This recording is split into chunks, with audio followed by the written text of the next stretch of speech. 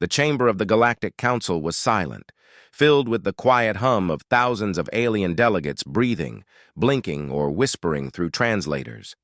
The room was vast, shaped like a sphere with layers of floating platforms circling a central ring. In the center, under a cone of white light, stood one man from Earth, Ambassador Marcus Hale. He looked small compared to the massive alien figures around him, but his eyes were calm, and his voice carried steady through the chamber. The council speaker, a tall insect-like creature named Vareth, struck the platform with a glowing rod. The council calls for silence. The trial of Earth begins now. Dozens of alien voices echoed through the hall, projecting anger, fear, and curiosity. The charge was clear. Earth had colonized a restricted planet in the Epsilon sector, a world protected under galactic treaty law. The Arvax Dominion, a powerful and ancient empire, had brought the charge and demanded full punishment. The Arvax representative, a scaled giant with cold yellow eyes, stepped forward. "Your species defies law. You spread your kind like infection. The penalty is submission or destruction." Marcus did not move. His hands were folded in front of him, his posture relaxed, almost too calm. He spoke softly, but every translator carried his words perfectly across the chamber. "You misunderstand. We did not invade. We restored," the Arvax hissed. "You dare to speak of restoration? That world was sacred to our empire." A wave of angry sounds rippled through the crowd. Lights flickered as cameras focused on Marcus. He met their fury with quiet confidence. "The planet you call sacred," he said, "was dead, poisoned by your wars. We brought life back. We rebuilt the air, the soil, and the oceans. We brought back creatures that once lived there. We did not conquer it. We healed it." A murmur spread through the chamber. Many of the smaller species whispered among themselves. Some even nodded quietly. The Arvax, however, slammed his clawed hand against the railing. "You disobeyed the council's order. You act as gods!" Marcus's calm expression did not change. He turned toward the council speaker. "We did what had to be done, and if you think you can threaten us for saving a world, then perhaps you have forgotten what humanity is capable of." The speaker tilted its head. "Ambassador Hale, is that a threat?" Marcus smiled faintly. "No, it's advice." The words hung in the air, heavy and cold. The Arvax snarled. "You are an inferior species. You do not belong among the stars. Submit now, or the Dominion will burn your world to ashes." Marcus looked at him for a long moment. Then he pressed a small device on his wrist. The central holographic display above the chamber flickered to life. What appeared made the entire council fall silent.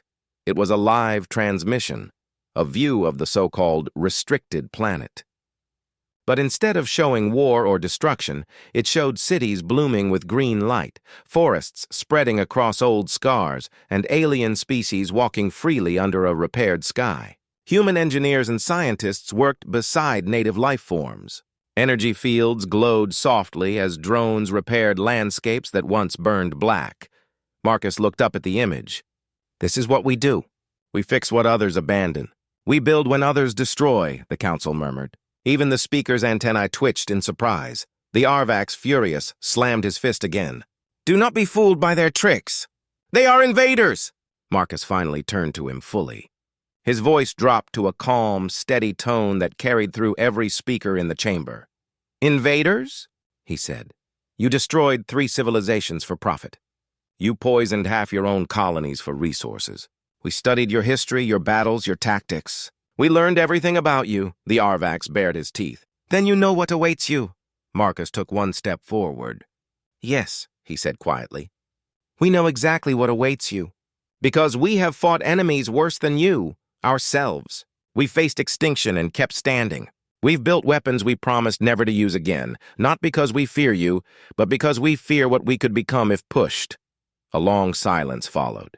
No one spoke. The lights above flickered again, as if the entire chamber held its breath. Then, with a snarl, the Arvax slammed a command pad. "Enough! By the power of the Dominion, I declare war upon Earth and all its colonies!" The chamber burst into noise, shouts, gasps, protests. The speaker struck the rod repeatedly. "Order! Order in the council!" But Marcus did not move. His eyes stayed on the Arvax. Slowly, he picked up his data pad, locked eyes with the alien, and said with cold precision, "Congratulations!" The room fell quiet. He paused, letting every delegate feel the silence. Then he said it clearly, his voice calm as stone. "You just declared war on the most lethal species alive." The words struck the hall like thunder. Even the air seemed to freeze. For a moment, no one knew whether he was boasting or warning. The Arvax scoffed, but some of the older races, the ones who remembered humanity's rise from a dying world, whispered among themselves with visible fear. The speaker trembled slightly. "Ambassador Hale, are you threatening the Dominion?" Marcus looked at him without emotion. "No, I'm explaining the consequence of their choice." Suddenly, a light blinked on his wrist device. He tapped it once. The central hologram changed again. This time it showed the border of Arvax space. Dozens of human ships, silent and dark, hung just beyond the Dominion's defense lines. Their weapons were powered down, but their engines glowed faintly blue. "They're not attacking," Marcus said. "They're waiting. We don't conquer. We contain." The room broke into chaos. Many delegates shouted at once, some demanding the council intervene, others urging the Arvax to retreat. The speaker shouted for silence again, but it was no use. The chamber was a storm of panic and confusion. Marcus watched quietly, then turned and began walking toward the exit. Security drones floated around him, unsure whether to stop him or not. As he passed the door, he looked back once more at the council and spoke one last time. "You have seen what we can do when we build," he said. "Pray you never see what we can do when we fight." With that, he left the chamber. The massive doors slid shut behind him, echoing like the toll of a bell. Outside, in the long glass corridors of the Galactic Station, human officers waited. They looked tense but ready. One of them, a young woman with dark eyes, stepped forward. "Sir, confirmation from command. Fleet vigilance is in position. No hostile movements yet." Marcus nodded. "Good. Keep them in standby. We'll let them make the next move." He turned to the wide view of space outside the station's windows. The stars stretched endlessly, silent witnesses to what had just begun. Behind him, the council chamber still echoed with confusion and fear. But Marcus Hale knew one truth very well. This was not the beginning of humanity's fall. It was the beginning of the galaxy finally realizing what Earth truly was: a survivor, a builder, and, if necessary, a destroyer. Somewhere far away, deep in the dark of Arvax space, warning alarms began to sound. Fleets mobilized, borders locked. But human systems were already there, quiet, invisible, watching. The universe had always thought of humans as young and reckless.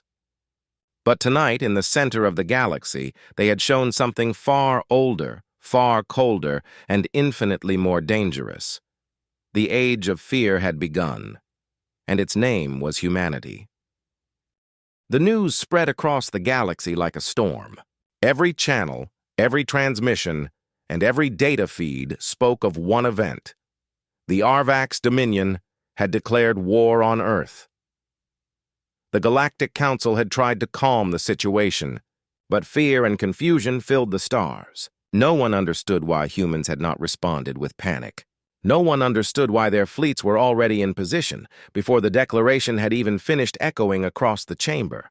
On Earth, lights burned through the night in the command halls beneath the Atlantic Ocean. Screens showed real-time reports of enemy fleets forming along the borders of Arvax space. The leaders of Earth sat in a circle of steel and glass, surrounded by glowing holograms. General Elias Ward stood beside a large display showing the Arvax movements. His voice was calm, but his eyes were sharp.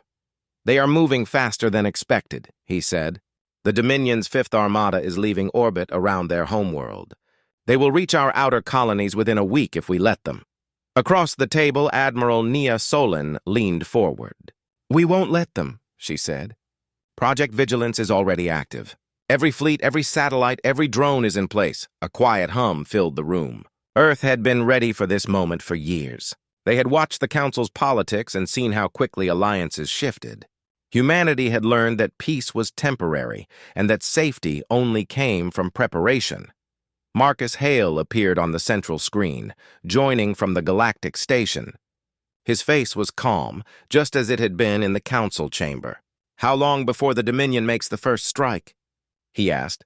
Admiral Solon checked her tablet. "Their border patrols are probing our communication lines.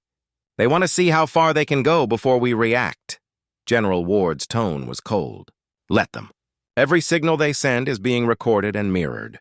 They will think they're looking at us, but they're staring into a reflection." Marcus nodded. "Good, let's keep it that way. We don't start wars, we end them." Outside, in the deep cold of space, the human fleets floated in silence. Thousands of ships hung like shadows, their hulls covered in light-absorbing armor. They did not move or fire. They waited. Around them, satellites turned slowly, linking together invisible fields of energy. Drones slipped between asteroid belts, sending coded bursts back to Earth. Far across the void, the Arvax fleets gathered in massive formations. Their ships were huge and sharp-edged, built for intimidation. Every one of them carried weapons strong enough to shatter moons. They laughed at the humans, believing Earth to be small and weak. Their leaders made speeches across their empire promising easy victory. But deep in their systems, strange things began to happen. Power grids flickered for a moment.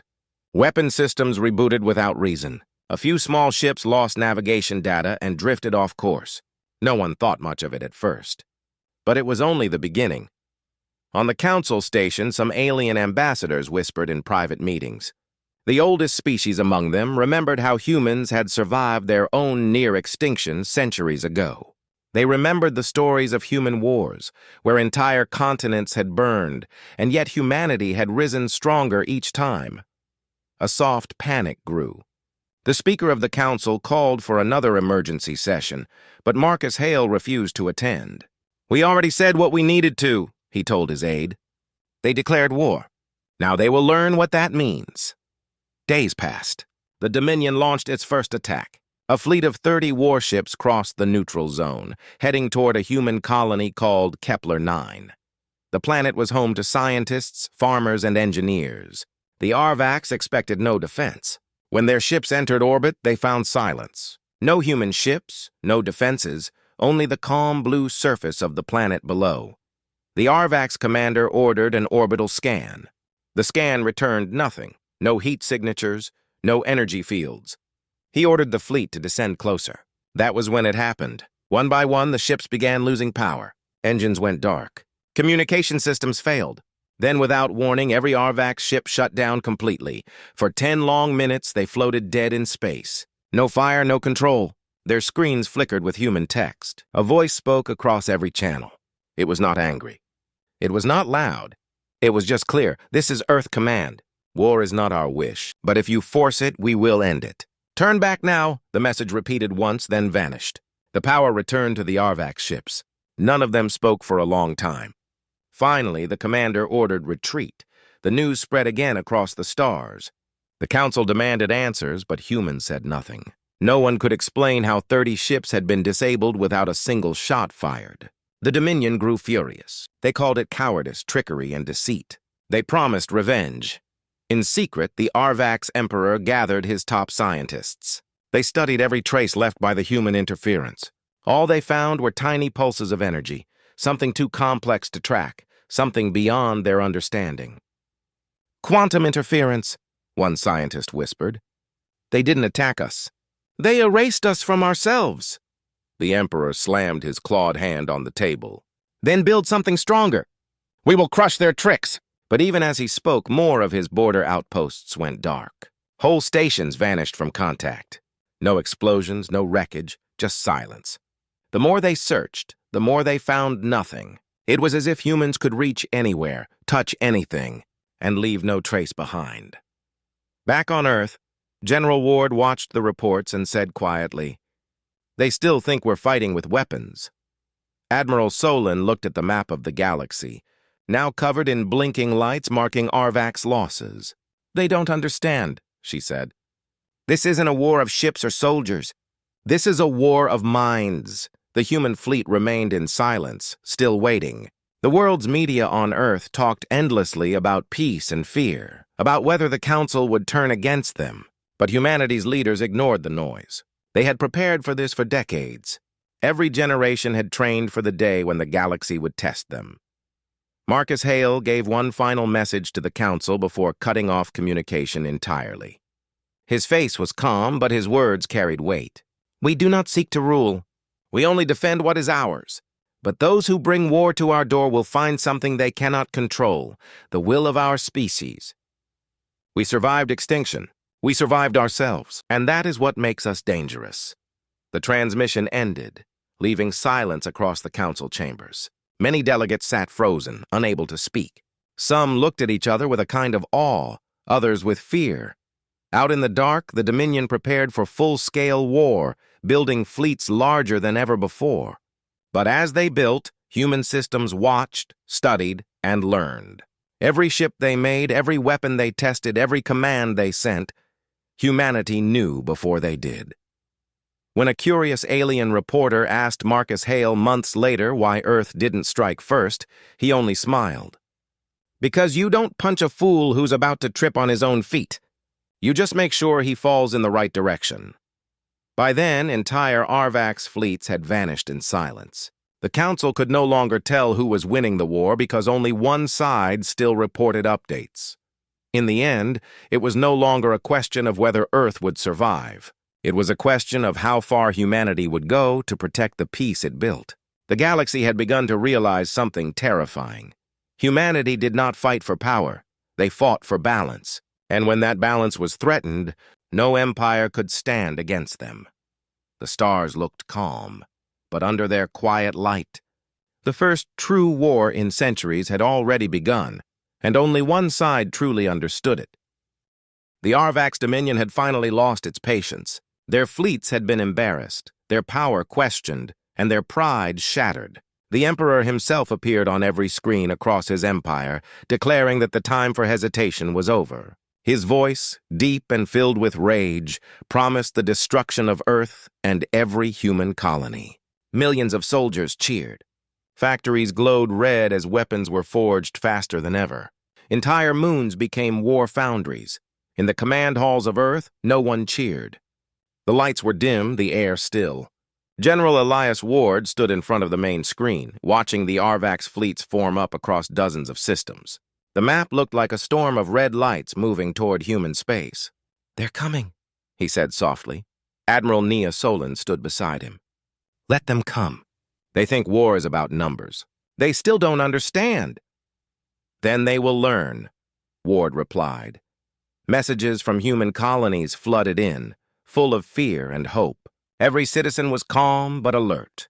The world governments had already united under one command when the threat began. There were no debates now, no divisions. Humanity moved as one. High above Earth, the fleet waited. Thousands of ships hung in the black sky like stars that refused to move. They were silent but ready. Their weapons were charged, but hidden behind cloaking fields. Their captains waited for one single order, not to attack, but to defend. When the Arvax finally crossed the neutral zone, it was not one fleet, but 10. Each carried thousands of ships. They came in formation, glowing red with energy.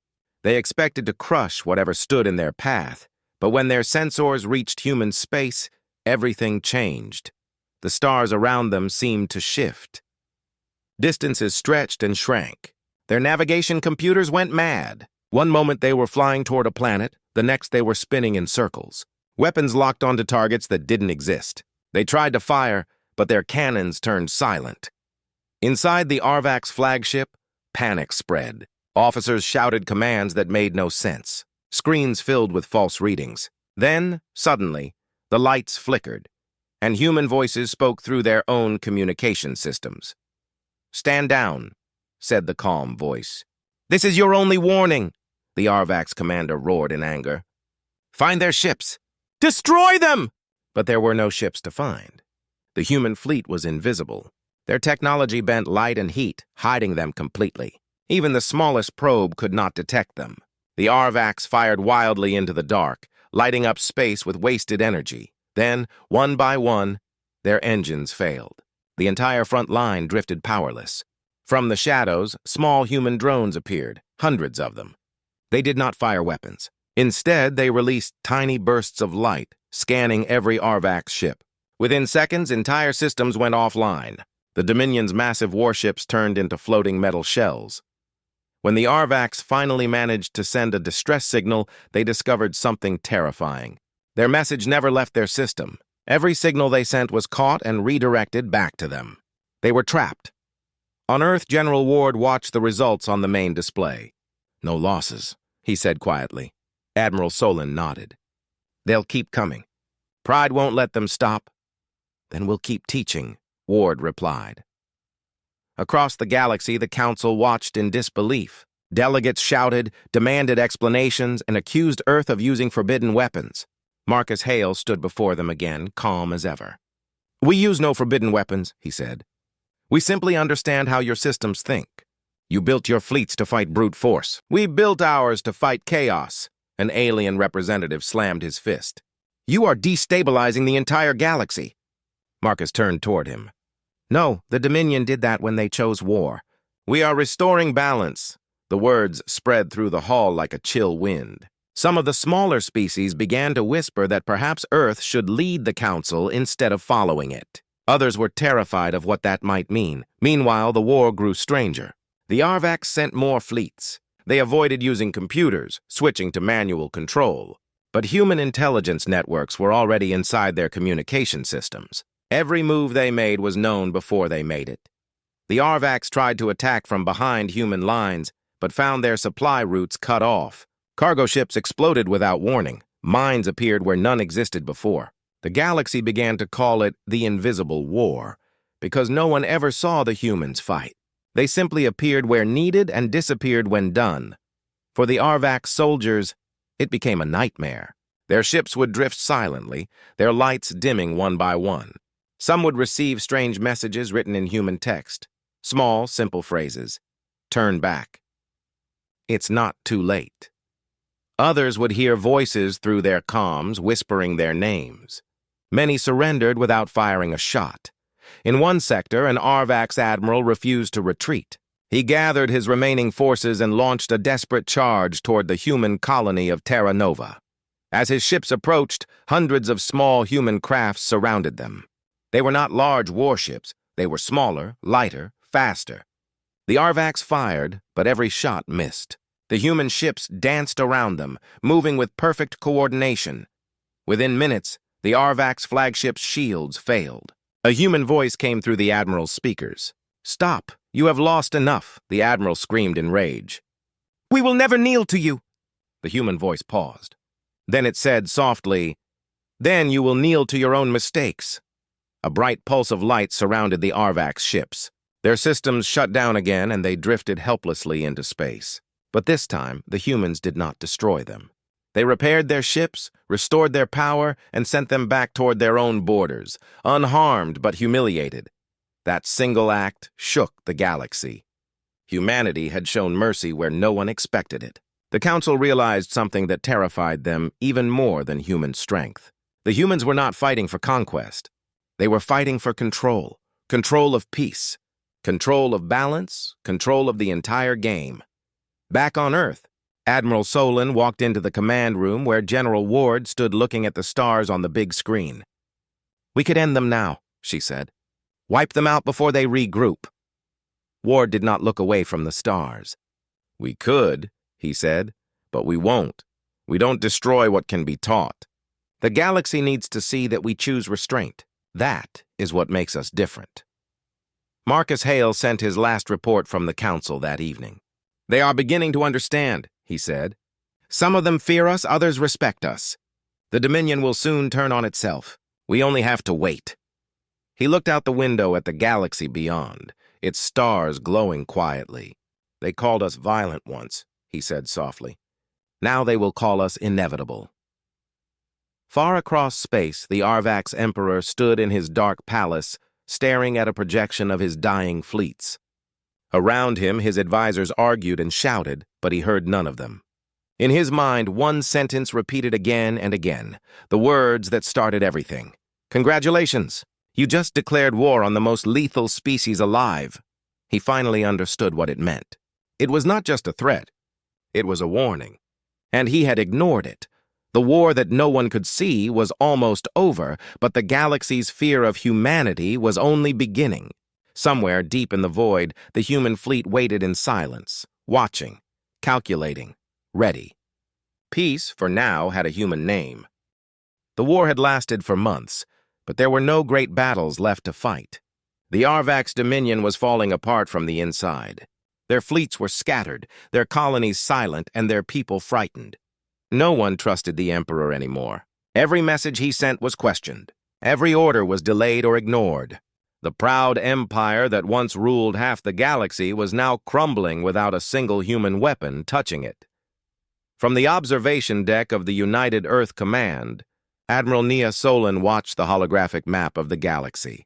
Red lights marked every Arvax system. One by one, they began to flicker and fade as communication lines went dark. "They're losing control," she said quietly. General Elias Ward stood beside her. His voice was low. They were never ready for a war of information. They fought with fire. We fought with silence. Across the room, young officers worked on glowing consoles. They monitored thousands of coded transmissions moving between human ships, colonies, and stations. Most of the work was automatic. Artificial systems handled the war now. Human commanders only gave direction, never anger. Every move was calm, precise, and deliberate. News spread that the Arvax fleets were turning against each other. Some believed their leaders had betrayed them. Others thought the humans were controlling their minds. The truth was simpler. Their systems had been rewritten. When the first invasion began, human code had already entered their communication network. It waited quietly, learning, hiding. Now, when the Arvax tried to send orders, the code twisted their signals. Fleets received false commands. Armies attacked their own bases. Entire planets surrendered to no one because they thought the war was already lost. In the Galactic Council chamber, chaos ruled.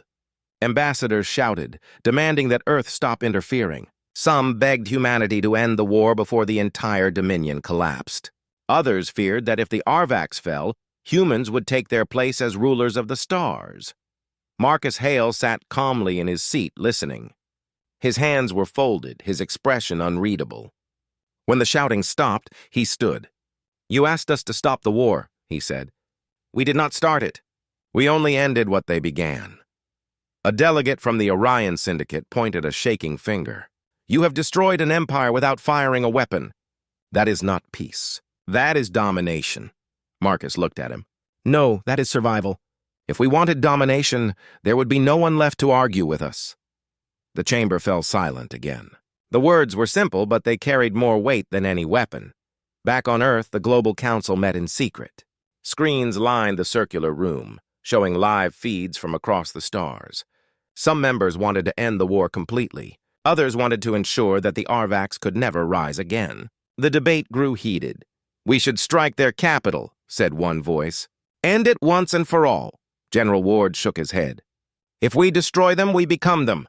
Admiral Solon crossed her arms. "Then what do we do? Wait for them to surrender?" "They already have," Ward said softly. "They just don't know it yet." Far away inside the Arvax homeworld, panic had become daily life. Riots broke out in the streets. Food supplies failed. Entire cities lost power. The Emperor hid inside his fortress, surrounded by guards who no longer trusted him. Messages from his admirals stopped coming. His empire was dissolving before his eyes. In one of the remaining loyal fleets, Admiral Kor, once the proudest Arvax warrior, stared at the blank screens of his command ship. "No more orders," his aide said quietly. "The council is gone. The homeworld is silent." Kor looked out the window at the distant stars. "Then we have already lost." At that moment, a small light appeared on his console. It was a human transmission. He hesitated, then opened it. The message was short. "The war's over. Lay down your arms. No one will harm you. There was no threat, no demand. Just calm words." Kor sat in silence for a long time, then gave a single order. "Send the same message to every ship in our fleet." One by one, Arvax ships powered down their weapons. They turned toward home, not as soldiers, but as survivors. When the news reached Earth, there was no celebration. No parades or cheers. The victory was quiet. Humanity had not destroyed an empire. They had simply shown it the cost of pride. Marcus Hale was invited once again to speak before the Galactic Council. The chamber was quieter now. Many of the seats once filled by Arvac's representatives were empty. He stood at the center, his voice steady. "The Dominion has fallen," he said. "But we will not take their place. We will rebuild what was broken. We will help their people recover. Because that is what makes us human." The speaker, an ancient being with silver eyes, leaned forward. "Why show mercy? You could rule them all." Marcus gave a small smile. "Because mercy is power too. It reminds the galaxy that strength is not in destruction, but in choice." His words were recorded and broadcast to every corner of known space. Billions watched, some with admiration, others with unease. The humans had proven they could win any war, but now they showed they could end one with compassion. That frightened the galaxy more than their weapons ever could. Months later, human ships arrived in Arvac's space, not as conquerors, but as builders. They restored communication networks, delivered food, and helped rebuild cities. The Arvac's people watched in silence, confused by their former enemy's kindness. Some refused help at first, ashamed of their defeat. But slowly they accepted. Children waved at human engineers in the streets. Soldiers lowered their weapons. For the first time in centuries, the Arvac's homeworld felt peace. On Earth, the people followed the news with mixed feelings. They had expected war to end in destruction, but instead it ended in quiet rebuilding. Some were proud, others wary. They knew the galaxy now feared them more than ever. General Ward stood on the observation deck, looking at the stars.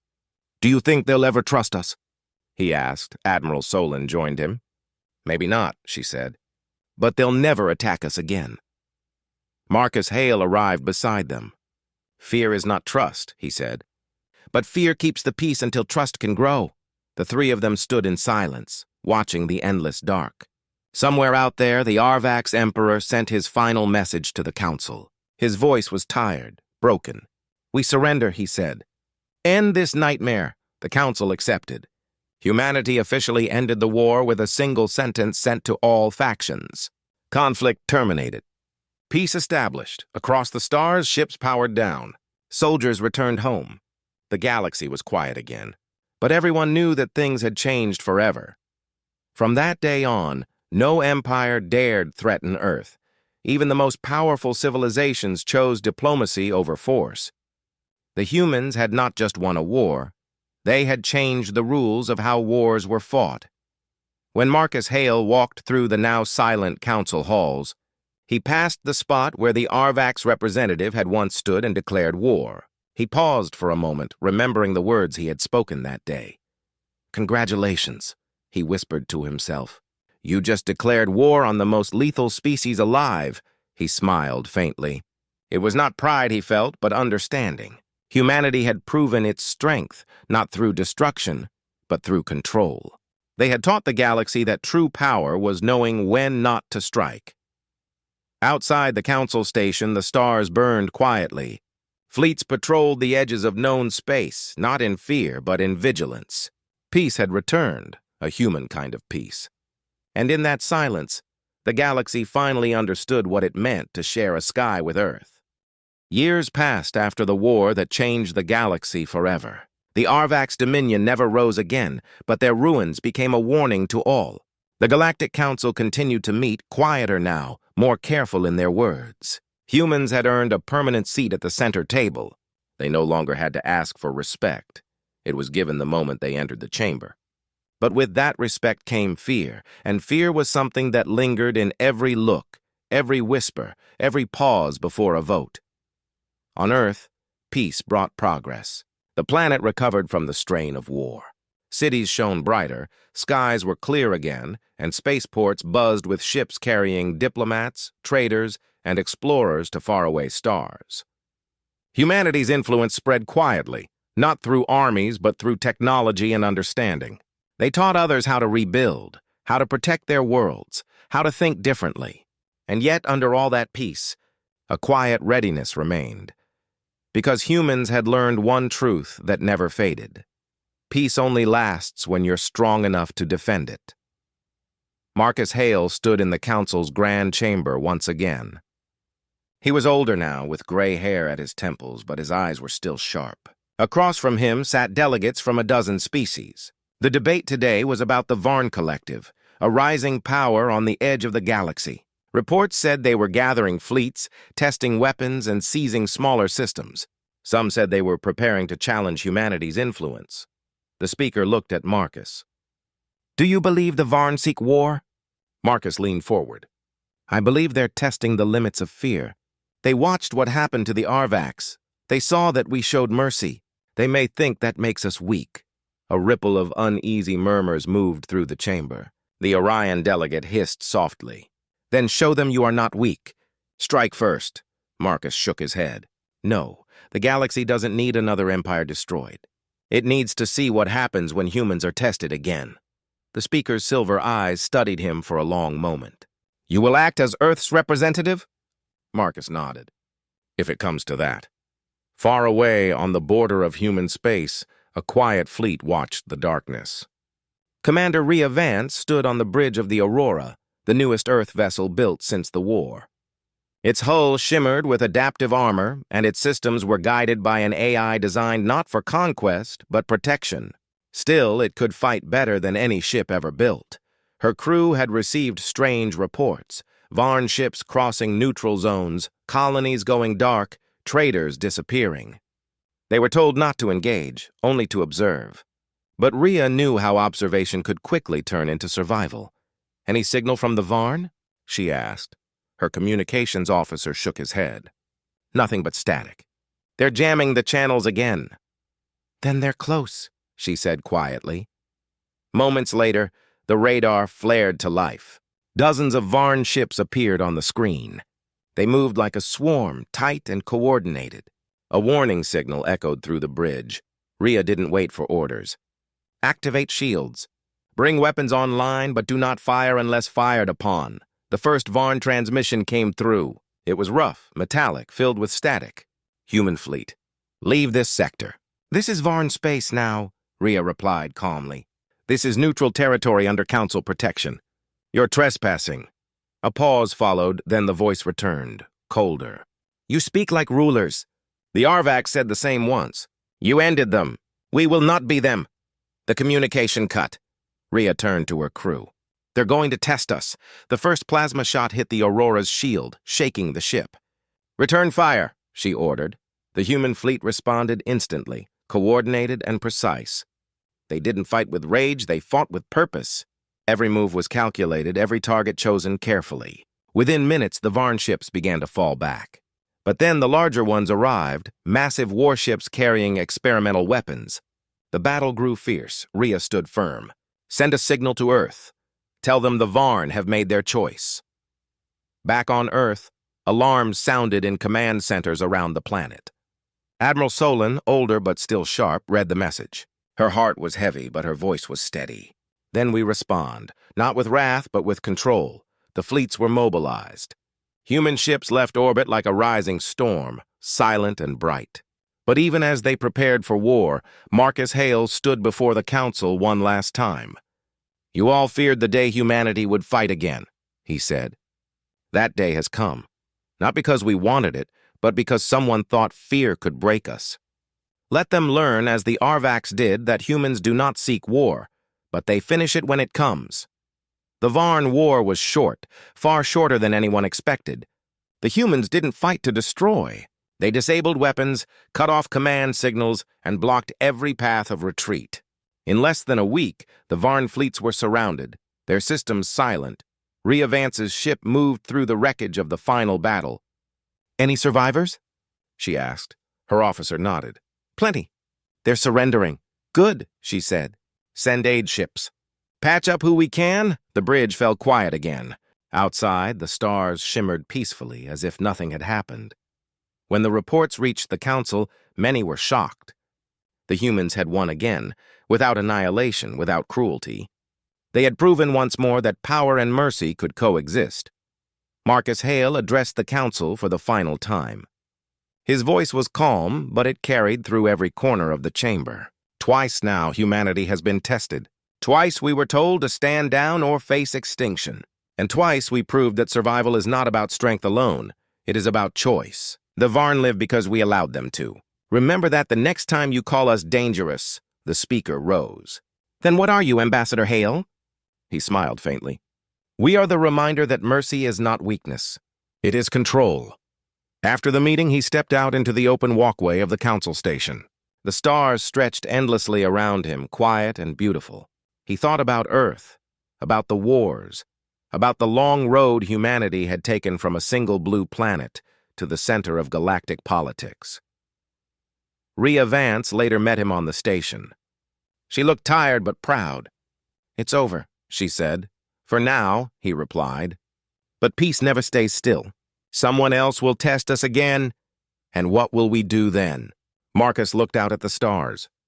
"The same thing we always do. We'll watch. We'll prepare. And when they finally make their move..." He paused, then smiled. "We'll remind them who they're dealing with." Rhea laughed softly. "The most lethal species alive," he nodded. "Exactly." Back on Earth, the people watched the news in silence. They didn't cheer or shout. They had learned that true victory was quiet. The world went on. Children played, ships launched, scientists built new dreams. Humanity had survived another test, not by being monsters, but by being something far more dangerous, something no other species could understand completely. They had become the balance that kept the galaxy from falling apart. They were the watchers in the dark, the quiet guardians who didn't seek thrones or crowns, only stability. And though the stars still whispered about Earth's wrath, those who truly understood knew the truth. Humanity didn't destroy for pride, they destroyed only when pushed to the edge. Years later, long after Marcus Hale was gone and new ambassadors took his place, the words he once spoke still echoed through the council halls whenever new powers rose and old fears returned. "Congratulations," they would say, with a quiet smile. "You just declared war on the most lethal species alive." And every time those words were spoken, silence would follow because everyone in the galaxy remembered what that truly meant. The story of Earth had become a warning, a legend, and a promise all at once. Humanity had earned its place among the stars, not as conquerors, but as the guardians of balance. And as long as the stars burned, that legend would never fade.